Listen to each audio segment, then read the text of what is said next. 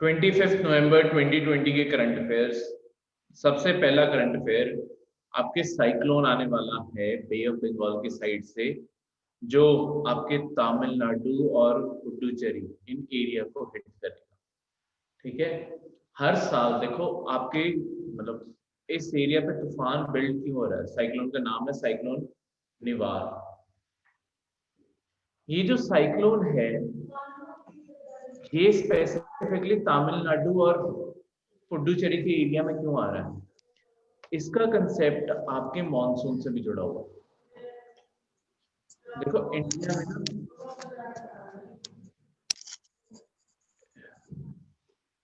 India में ना आपके दो मॉनसून आते हैं। एक तो जो हमारे समर्स में आता है, ठीक है, ये आपका इंडिया है। ठीक है, एक जो आपके समर्स में आता है वो मॉनसून इस साइड से हवाएं आती हैं अपने साथ, जो पानी लेके आती हैं और बारिश करवाती है। इस मॉनसून को क्या कहते हैं? South west. देखो जो हवा होती है ना, हवा की जो डायरेक्शन जिस साइड से वो शुरू होती है, ठीक है, ये मतलब जिसकी जो उसकी डायरेक्शन है, इसी डायरेक्शन पे हमेशा हवा का नाम होता है। तो ये डायरेक्शन किस साइड से आ रही है, मतलब अगर तुम जहां से हवा शुरू होती है, अगर तुम नॉर्थ साउथ ईस्ट वेस्ट से देखोगे, ये डायरेक्शन इस साइड से आ रही है ना, तो ये साउथ वेस्ट डायरेक्शन है। ठीक है, तो जो हमारा जून जुलाई के टाइम जो मानसून आता है उसे कहते हैं साउथ वेस्ट मानसून। ये मानसून होता क्या है, सारे इंडिया में ऑलमोस्ट इसी मानसून के टाइम बारिश होती है, एक्सेप्ट जो तमिलनाडु और पुडुचेरी का एरिया, यहाँ पे इस मानसून से बारिश नहीं होती। ठीक है, बाकी सारे इंडिया में आपके इसी मानसून से बारिश होती है। अब होता क्या है, जो अब ये विंटर्स का टाइम आता है नवंबर दिसंबर, यहाँ पे एक अलग मानसून, ये इसके बाद सितंबर में ये वाला मतलब जून जुलाई में ये मानसून आएगा और सितंबर तक ये मानसून चला जाएगा, बस खत्म हो जाता है।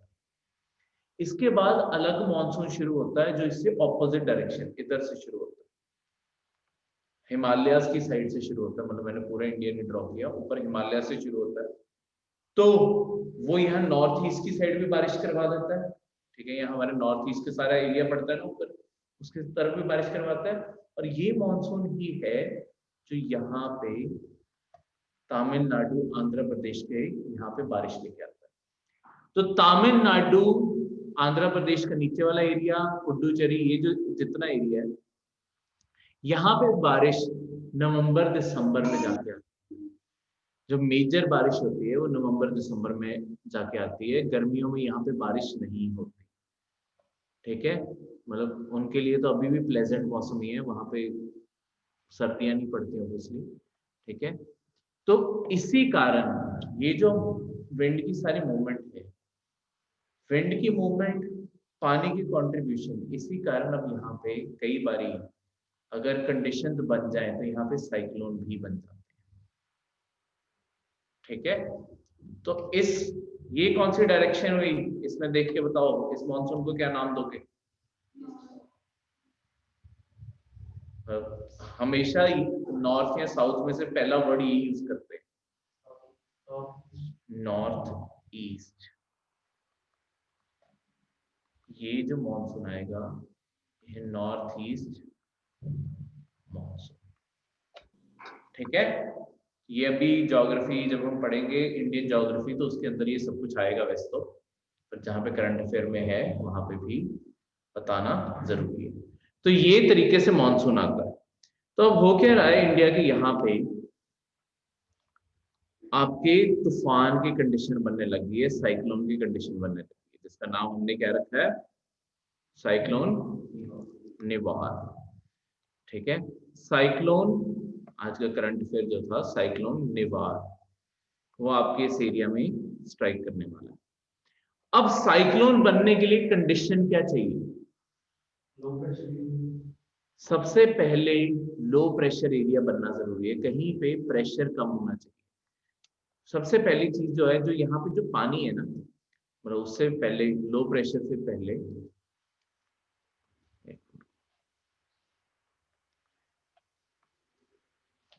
यहाँ पे जो पानी है, ये पानी में एक बारी के लिए इसे हवा, इस पानी की मूवमेंट बहुत कम हो जानी चाहिए।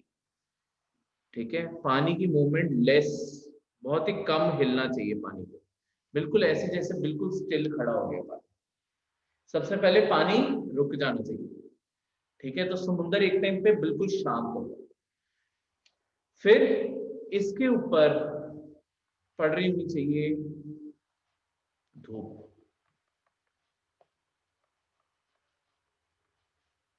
धूप के कारण ये पानी जो है इसे हीट होना चाहिए।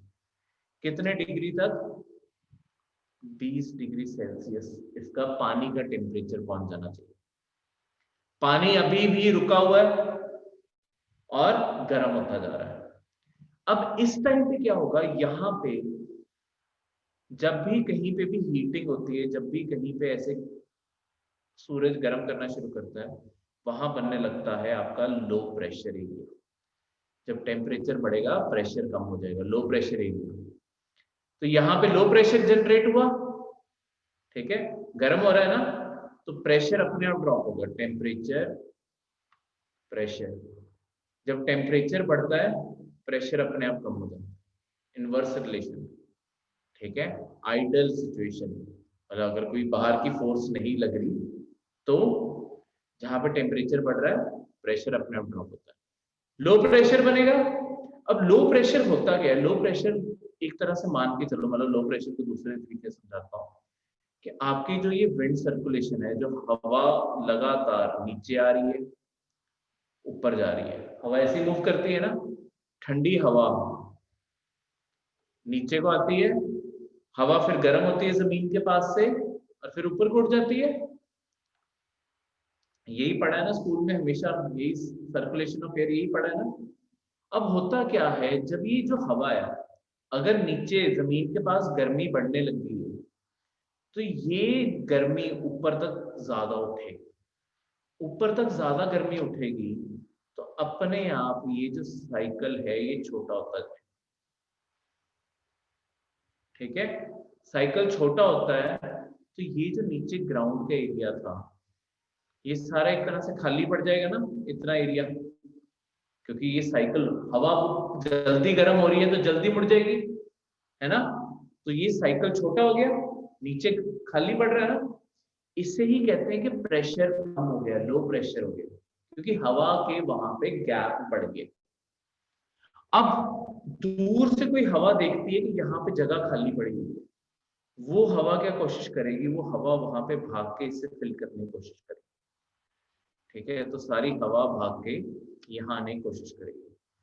यहाँ तक जब भी कोई भी हवा आएगी, मतलब उसने अल्टीमेटली फिर से गर्म हो जाना है, क्योंकि ये एरिया गर्म हुआ पड़ा है, तो वो भी राइज हो जाएगी। और भी कहीं से कोई हवा आ रही है, वो भी कवर करने की कोशिश कर रही है।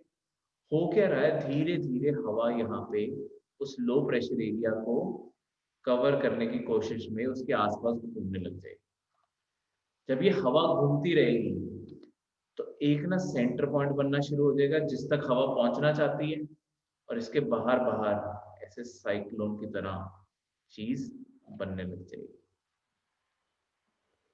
ठीक है, क्लियर है? तो ऐसे साइक्लोन बनने लग जाएगा। अब जितना मैंने तुम्हें पढ़ाया है अभी इसी डायग्राम के थ्रू, उससे मैं इस साल की यूपीएससी का आपका एक क्वेश्चन पूछता हूँ। साइक्लोन का जो सेंटर है, यहाँ साइक्लोन का जो बिल्कुल का सेंटर का हिस्सा है, ये वाला जो बिल्कुल सेंटर में है, और एक ये जो बाहर हिस्सा है, तुम्हें क्या लगता है सबसे ज्यादा लो प्रेशर कहाँ पे होगा? सेंटर में। और बाहर क्या होगा? High pressure. और यहाँ पे सबसे ज्यादा टेम्परेचर कहाँ पे होगा, सेंटर में या बाहर? सर बाहर हो। नहीं सर, सेंटर। प्रेशर और टेम्परेचर का क्या रिलेशन बताया? सेंटर। ठीक है, तो ये इस साल के दो स्टेटमेंट्स हैं क्वेश्चन के। ठीक है, तो इस डायग्राम से इस साल के 2 स्टेटमेंट समझ आ गए पेपर के। हाँ जी सागर जी। एक्सक्यूज मी सर, सॉरी थोड़ा नेटवर्क का इशू था। एक मिनट, क्वेश्चन फिर से बताएंगे कौन सा था इस पर यूपीएससी का? पहला क्वेश्चन ये पूछा कि सर जो साइक्लोन है उसके सेंटर में सबसे ज्यादा लो प्रेशर मतलब कहाँ पे होगा, सेंटर में होगा या बाहर होगा? सेंटर में। हाँ जी, और टेम्परेचर सबसे ज्यादा कहाँ होगा, सेंटर में या बाहर? बाहर होगा क्योंकि इनवर्स है ना। हाँ तो फिर खुद सोचो, अगर बाहर तुम कह रहे हो हाई प्रेशर है तो टेम्परेचर हाई कहाँ होगा? नहीं, सेंटर में होगा, सेंटर में होगा। हम क्या पढ़ते हैं कि जब हमारा जब दूसरा कंसेप्ट ही याद रख लो, समर्स में हमारे यहाँ पे ठंड होती है या गर्मी होती है? जून जुलाई में गर्मी ना, किसी को अलग तो नहीं महसूस हो रहा होता? गर्मी होती है ना। गर्मी के कारण मैंने क्या बताया है, हवा के बीच में जमीन ज्यादा गर्म होगी, जमीन ज्यादा गर्म होगी तो लो प्रेशर बनेगा या हाई प्रेशर बनेगा? लो प्रेशर बनेगा ना, हवा जगह खाली करेगी।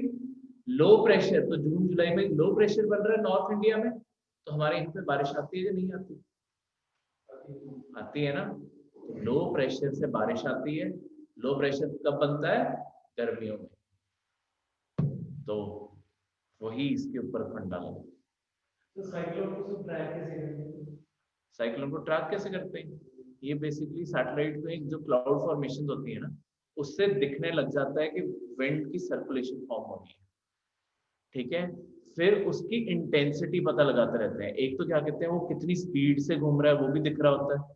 ठीक है, आजकल हमारे इक्विपमेंट्स बहुत तेज हो गए हैं। इसके सिवा चलो, जब हमारे पास पहले सैटेलाइट्स नहीं भी थी, हमने ना ओशंस में कई मूवीज या किसी में दिखाया होता है, अब उनके इंस्ट्रूमेंट्स का नाम नहीं याद, ऐसे ना फ्लोटिंग सी डिवाइसेस फेंकी होती हैं, वो पूरे ओशन में फेंकी हुई है। वो सोनार नहीं है स्पेसिफिकली, हाँ पर वो सोनार जैसा काम करती है। स्पेसिफिकली सोनार नहीं है, पर वो काम उसके रिगार्डिंग ही करती है। वो क्या सर होता क्या है, चीज? आपके ना समुद्र में एक ना डिवाइस फेंकी होती है, मुझे उनका नाम नहीं याद, फ्लोटिंग डिवाइसेस होती हैं। उनका काम क्या होता है, जब भी ओशन वेव्स आती है ना, वो झटका रिकॉर्ड करती है। सर वो बॉय नाम है उसका, शायद ऐसे बोलते हैं उसको। अरे मतलब वो बॉयंसी रिकॉर्ड करती है, बॉयंट पता नहीं उनका नाम एग्जैक्ट इंस्ट्रूमेंट का, लेकिन मुझे नाम याद नहीं है तो मैं बता नहीं सकता। वो करती क्या, मैं आपको ये बताता हूँ। वो ना पानी के झटके रिकॉर्ड करती है। तो होता क्या है, हमने इस समुद्र में, सारी दुनिया के समुद्र में इंसानों ने जगह जगह पे ये फैलाई। जब भी आपके समुद्र में तूफान बनने वाला होता है ना, सबसे पहले ये हवा के कारण पानी घूमना शुरू होता है, तो वो झटके उनमें लगने लग जाते हैं। तो हमें पता लगने लग जाता है, अगर लगातार कहीं पे जर्क आ रहे हैं कि यहाँ पे कोई ना कोई मूवमेंट हो रही है, फिर हम उसे स्टडी कर,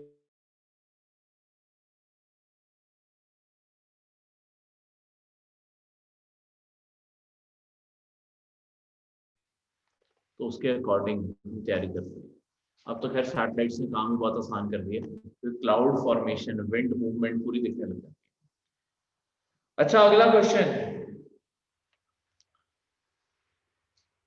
अब देखो कहीं ना कहीं से, हाँ जी सागर जी। सर वो बता सकते हैं कि ये कौन सी हमारी सैटेलाइट्स हैं, ये वाली जो ये वाली ट्रैक रखती हैं? हमने कोई लेटेस्ट भी छोड़ी थी ना अभी शायद। इंडिया की एक तो कार्टोसैट, ये काम करते हैं। इंडिया की मेन सैटेलाइट्स में से ये कार्टोसैट की पूरी सीरीज है, इसका यही काम है। ठीक है, ऐसी पूरी दुनिया की अपनी अपनी, हर कंट्री की अपनी अपनी सैटेलाइट्स हुई है और डेटा हम शेयर भी करते हैं। इंडिया की one of the main satellites Cartosats, ये मल्टीपल है, एक सैटेलाइट नहीं है। कार्टोसैट की पूरी सीरीज है, 1 2 3 4 करके मल्टीपल सीरीज है। ठीक है, तो अब ये जो साइक्लोन है, अब ये जो विंड की मूवमेंट थी, ये हवा ऊपर से नीचे आ रही है, नीचे से ऊपर जा रही है। अब ये साइक्लोन के अंदर भी तो होना चाहिए कि हवा कहीं ना कहीं मूव करे। तो आपको क्या लगता है, जो हवा नीचे को गिरती है वो बाहर से गिरती है या अंदर को गिरती है? अंदर को। आपका सही है। ये पॉइंट याद रखना, जो बिल्कुल सेंटर वाला पॉइंट है, लो प्रेशर यहाँ खत्म करने की कोशिश कर रही है ना, तो हवा यहाँ को रश करती है, तो हवा आपको स्टेटमेंट आएगी हवा सिंक, डूबती कहाँ है, अंदर को कहाँ को जाती है, तो यहाँ पे जाती है सेंटर में। हवा हमेशा सिंक करती है बीच में आके। और बाहर से क्या होगा फिर, साइक्लोन की बाहर वाली दीवारें क्या होंगी, हवा नीचे से ऊपर को जाएगी और वहां से सिंक करने की कोशिश करेगी। क्लियर है? मैं इतना साइक्लोन सर दो अलग अलग फिनोमेना है, मतलब कि सेंटर में भी जा रही है और ऊपर से भी निकल रही है।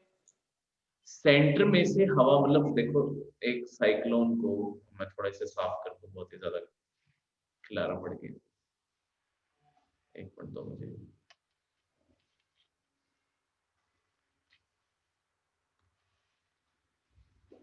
एक्सेप्ट कर लिया।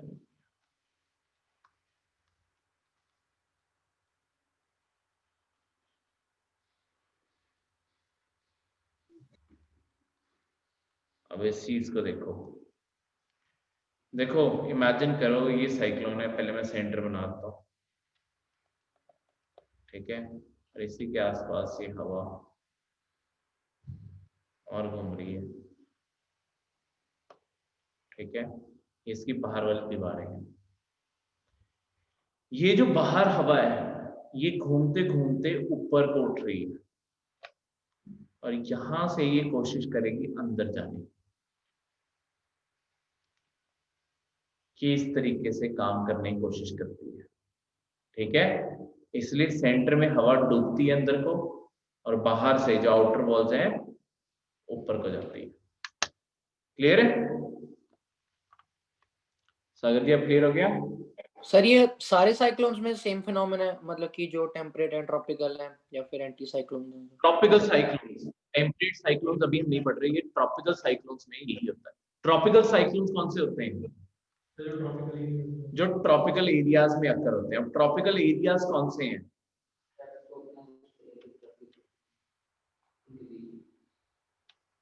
बिल्कुल, मैं रब करके यहाँ पे बना भी दूँ। देखो जब हम ज्योग्राफी पढ़ते हैं तो हम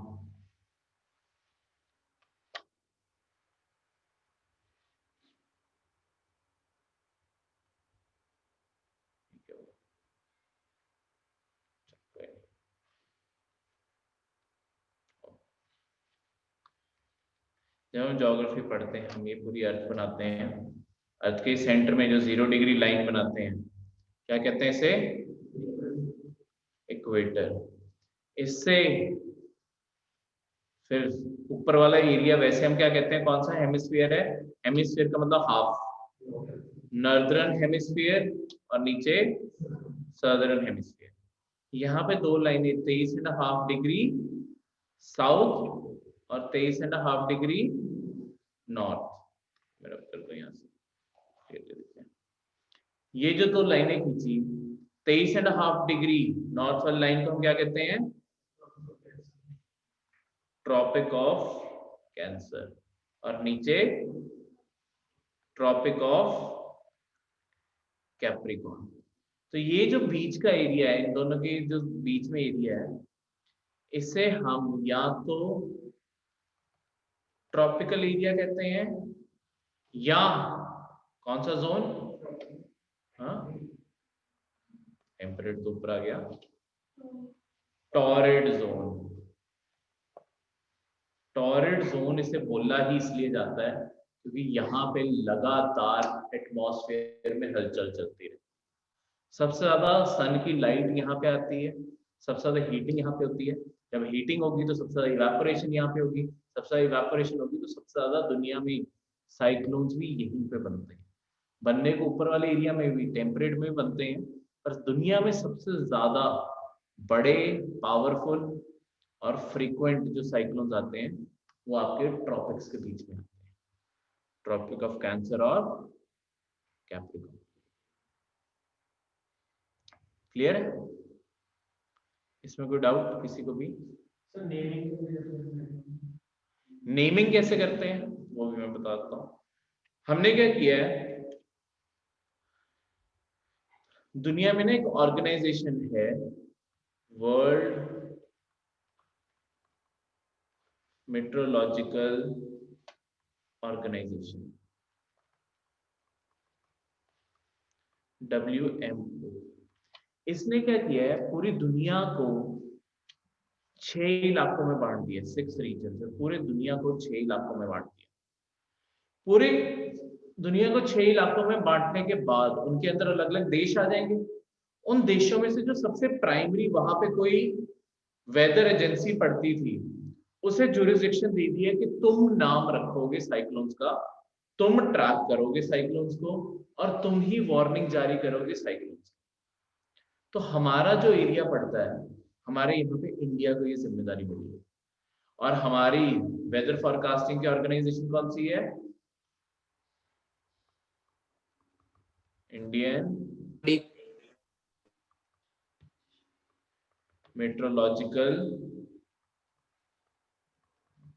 डिपार्टमेंट, शॉर्ट में IMD जिसे कहते हैं।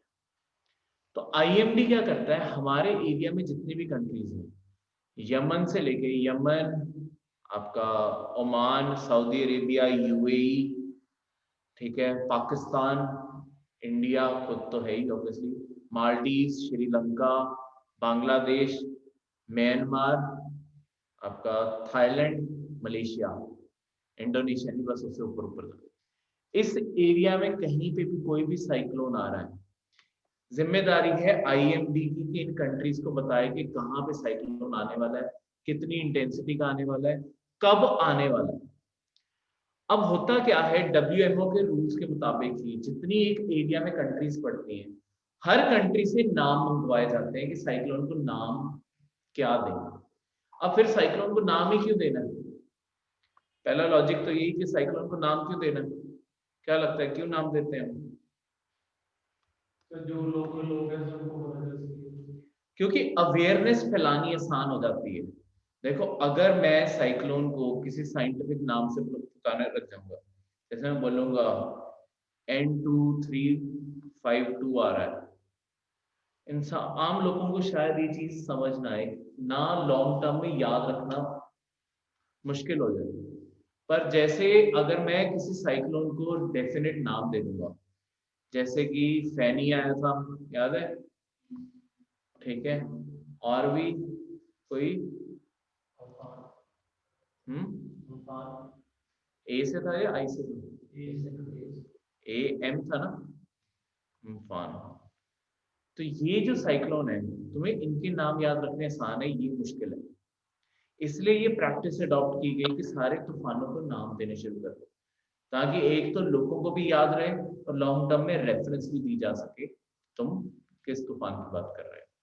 ये जो अब तूफानों को नाम दिए जा रहे हैं, ठीक है, हर कंट्री जैसे 6 रीजन्स में बांट दी, जैसे मैंने अभी आपको सारी कंट्रीज गिनाई है, तो हर कंट्री क्या करती है, हर कंट्री 8 नाम देती है। 8 नाम करते हुए ना फिर एक पूरी लिस्ट बन जाती है, ऐसे पूरी लिस्ट बन गई। अब ऊपर से शुरू करते हैं कि जो भी तूफान जहां मर्जी आए, जरूरी नहीं है कि उसी देश ने नाम दिया हो तभी उसे मिलना है। जो भी जहां पे भी तूफान आएगा, पहला नाम उस तूफान को मिल जाएगा, अगला अगले तूफान को, फिर अगले, ऐसे करके पूरी लिस्ट चलती है। ठीक है, जब लिस्ट खत्म होने वाली होती है तो नई लिस्ट बना देते हैं।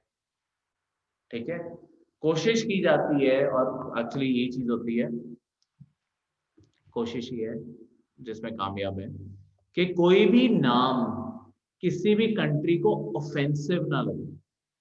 मतलब ऐसा ना हो किसी रिलीजन से कोई नाम जुड़ा हो, या किसी कंट्री में कोई नाम, कोई अब्यूजिव वर्ड हो, ऐसी चीजें ना हो। तभी इन सारे जितने भी ये वर्ड है ना, इन सबका कोई ना कोई मतलब है, पर ये बहुत ही ढूंढ ढूंढ के वर्ड रखे जाते हैं ताकि किसी को भी कोई ऑफेंसिव चीज ही नहीं लगे। ठीक है, तो इसमें यही कोशिश की जाती है। क्लियर है? तो ऐसे तूफानों का नाम रखा जाता है। इसमें किसी को भी कोई डाउट? ਸਰ ਸਾਈਕਲੋਨ ਦੇ ਬਾਹਰੋਂ ਤਾਂ ਆਪਾਂ ਕਹਿੰਦੇ ਆ ਕਿ ਨਾਲੇ ਨਾ ਕੋਲਡ ਵਿੰਡ ਆਉਂਦੀ ਆ, ਫਿਰ ਜਿਹੜੀ ਉੱਪਰ ਨੂੰ ਉੱਠਦੀ ਆ ਉਹ ਕੋਲਡ ਵਿੰਡ ਉੱਠਦੀ ਆ, ਫਿਰ ਵਾਰਮ ਵਿੰਡ ਬਾਹਰ ਨੂੰ ਆਉਂਦੀ ਕਿੱਦਾਂ? क्या चीज? ਜਿੱਦਾਂ ਜਿਹੜੀ ਵਾਰਮ ਵਿੰਡ ਆ ਉਹ ਤਾਂ ਫਿਰ ਬਾਹਰ ਨਹੀਂ ਆਉਂਦੀ, ਉਹਨੂੰ ਸਿਰਫ ਕੋਲਡ ਵਿੰਡ ਕਵਰ ਕਰ ਲੈਂਦੀ ਅੰਦਰ ਜਾ ਕੇ, ਇਦਾਂ ਹੁੰਦਾ ਵਾ? मुझे अभी भी नहीं समझ आया। ਸਰ ਦੇਖੋ ਸੈਂਟਰ 'ਚ ਹੈਗੀ ਆ ਵਾਰਮ ਵਿੰਡ ਹਨਾ, ਤੇ ਫਿਰ ਉਹ सेंटर में कोई विंड नहीं है। आई में अपने आप में जो बिल्कुल साइक्लोन के जो सबसे सेंटर होता है ना, उसे साइक्लोन की आई बोला जाता है, आंख, आई। वहां पे कोई विंड नहीं होती, वो एरिया बिल्कुल खाली होता है, ठीक है।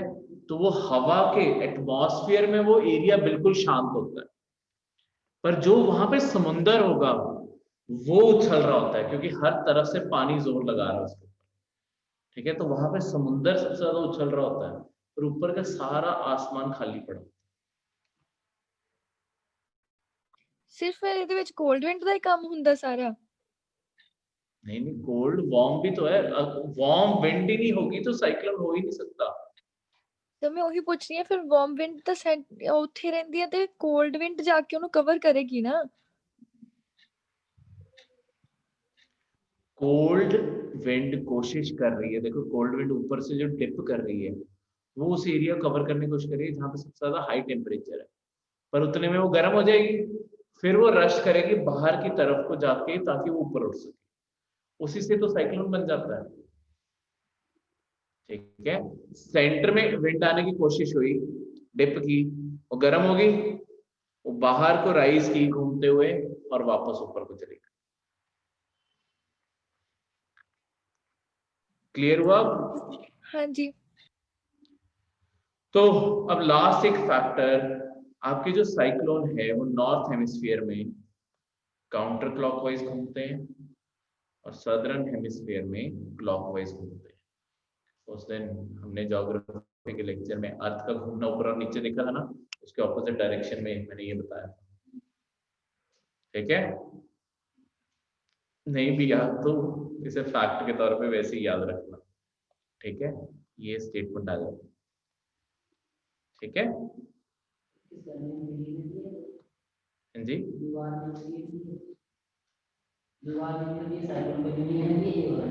हाँ, साइक्लोन का नाम दिया है निवार, IMD ही नाम देता है, निवार अब किस कंट्री ने सजेस्ट किया था वो नहीं पता।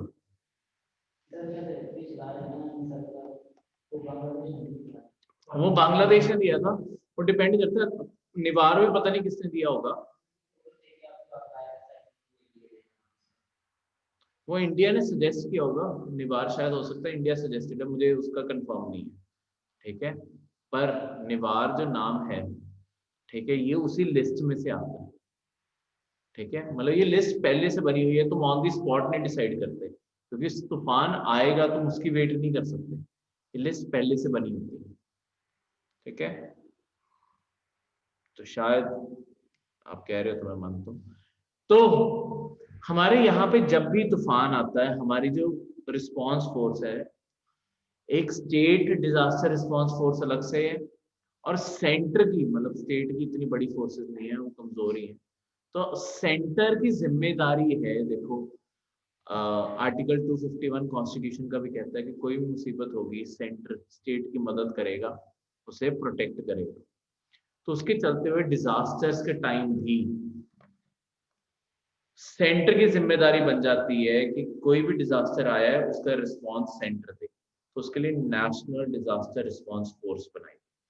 इससे ये एक स्टैट्यूटरी बॉडी है जो डिजास्टर मैनेजमेंट एक्ट 2015 के द्वारा बनाई गई। इसमें होता क्या है, कोई भी एरिया जब भी कोई भी डिजास्टर से थ्रेटेंड होता है उसके लिए फोर्स भेजी जाती है।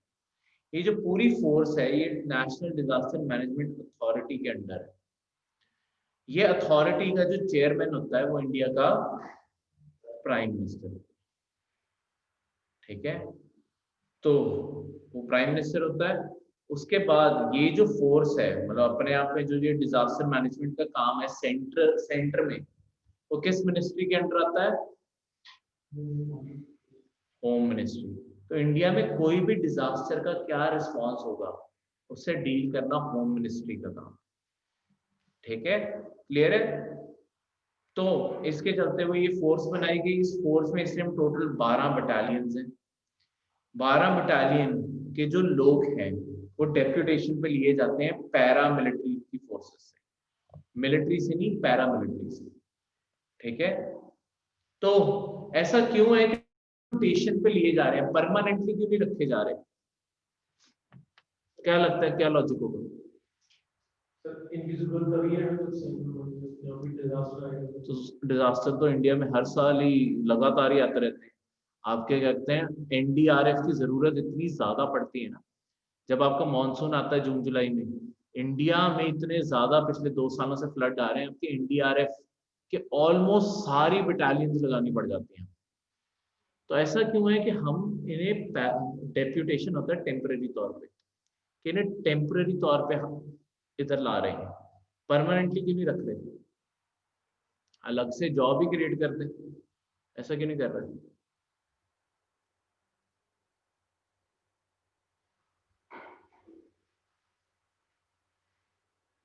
क्या सोच से ये बनाया होगा? देखो अब इस लॉजिक को समझो, मतलब ये कहीं क्वेश्चन पूछा नहीं जाने वाला, पर एज अ डिसीजन मेकिंग जब हम एथिक्स में करेंगे तब ऐसी चीजें काम आती हैं कि कभी भी आपको पूरा स्टाफ कभी भी हायर करने की जरूरत नहीं होती जितना जरूरत है, और दूसरी साइड आपका एक और पर्पस इससे सॉल्व हो जाता है। अगर आप पैरा मिलिट्री के लोगों को 5-5 साल के लिए सपोज इसमें लेके आ रहे हैं, लॉन्ग टर्म में आपके बहुत सारे पैरा मिलिट्री के लोग डिजास्टर रिलीफ के लिए ट्रेनिंग ले चुके होंगे, वो आते होंगे, उन्हें ट्रेनिंग मिलती होगी, प्रैक्टिस भी होगी, फिर वो अपनी जॉब्स में वापस चलेंगे। कभी इंडिया को बहुत बड़े स्केल पे डिजास्टर्स का सामना करना पड़े, हमारे पास रेडीमेड लेबर पहले से, मतलब लेबर नहीं, वर्क फोर्स पहले से अवेलेबल हो हमारी पैरामिलिट्री के तौर पर, हम वहां से और लोगों को निकाल पाए। अगर लिमिटेड लोगों को इसे अलग तौर पे हायर करते तो जितने लोगों की जॉब होती बस उतने लोगों को भी एक तरह से एक्सपीरियंस होता। यहाँ पे हमने एक्सपीरियंस का होराइजन बहुत बड़ा कर दिया, बहुत सारे लोगों को 3-3, 5-5 साल का एक्सपीरियंस दे दिया, तो अपने आप हमारे पास वर्क फोर्स और बड़ी हो गई है, तो हम बड़े डिजास्टर्स के लिए भी ऐसे तैयार हैं। ठीक है, तो इस नजरिए से इसे बनाया गया। क्लियर है? तो टोटल 12 बटालियंस हैं, ये इंडिया की 12 अलग अलग लोकेशंस पे ही है, ताकि ये अलग अलग जगह पे जल्द से जल्द रिस्पॉन्ड कर सके। तो इंडिया में इनके टोटल 12 सेंटर्स बनाए गए हैं, लोकलाइज सेंटर्स, ताकि जल्द से जल्द जैसे इन्हें ड्यूटी में पुट किया जाए, जल्द से जल्द ये एक्शन में आ जाए। ठीक है, इनमें हर तरीके के एक्सपर्ट्स होते हैं, पैरामेडिक्स भी हैं, आपके इवैक्यूएटर्स भी हैं, हर चीज के लोग एक बटालियन के अंदर सारे तरीके के लोग होते हैं। सारे पॉइंट्स यहाँ लिखे हुए हैं। ठीक है, next is national nutrition mission, या इसे दूसरे नाम से पोषण अभियान बोला जाता है। ये दुनिया का लार्जेस्ट न्यूट्रिशन प्रोग्राम है। अब इंडिया कुछ भी करता है, हमारी आबादी इतनी है कि हम अपने आप लार्जेस्ट बन जाते हैं। ठीक है, आधार लार्जेस्ट, ठीक है, जनधन लार्जेस्ट, हर चीज में हम लार्जेस्ट हो जाते हैं क्योंकि आबादी इतनी। ठीक है, तो वैसे ही वर्ल्ड लार्जेस्ट न्यूट्रिशन प्रोग्राम पोषण अभियान। अब इसके थ्रू हम करना क्या चाहते हैं? देखो हमारे ना यहाँ पे 3 कैटेगरीज की पॉपुलेशन ना बहुत ज्यादा वल्नरेबल है। अगर उन्हें प्रॉपरली न्यूट्रिशन ना मिले, उन्हें खुद को और आने वाली जनरेशन को प्रॉब्लम हो सकती है ग्रोथ में।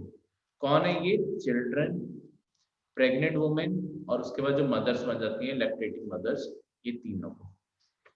तो इनके लिए, मतलब इसके सिवा सॉरी एडोलेसेंट गर्ल्स के ऊपर भी फोकस है। हमारे यहाँ पे न्यूट्रिशन की कमी के कारण बच्चों में ना 2 खास टाइप की प्रॉब्लम्स होती हैं, जिन्हें कहते हैं स्टंटिंग और वेस्टिंग। सुना है कभी स्टंटिंग क्या होती है बच्चों में? जिन्हां दी हाइट नहीं इंक्रीज हुंदी। वेट कम, स्टंटिंग हाइट से जुड़ा हुआ है, हाइट जिनकी हाइट कम रह जाती है कंपेयर टू, किससे कंपेयर करोगे? हाइट टू, हाइट किसके अकॉर्डिंग हम हमेशा करते होते हैं?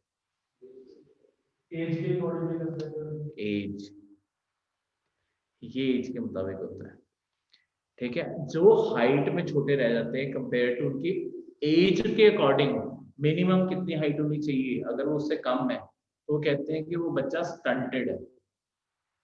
तो ये न्यूट्रिशन की कमी के कारण भी होता है। दूसरी टर्म है वेस्टिंग। वेस्टिंग होती है वो बच्चे जिनका वेट कम रह जाता है कंपेयर टू देयर हाइट, ये हाइट से जुड़ा। लेट्स सपोज बच्चा 3 फुट का है, उसका एक मिनिमम वेट तो होना चाहिए ना, कुछ हेल्दी वेट जो होगा।